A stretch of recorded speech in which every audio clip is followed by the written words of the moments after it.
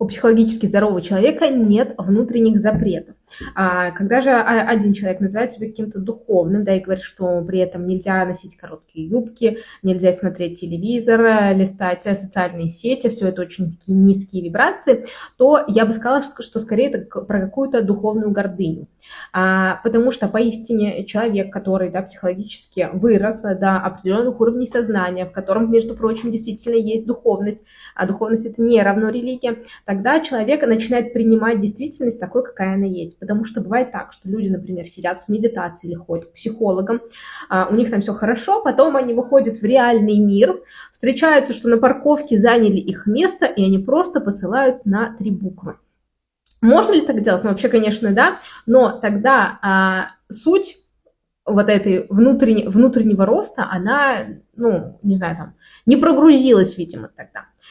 Потому что задача действительно поистине и психологически зрелого, прокачанного человека или духовно развитого, это принимать реальность такой, какая она есть.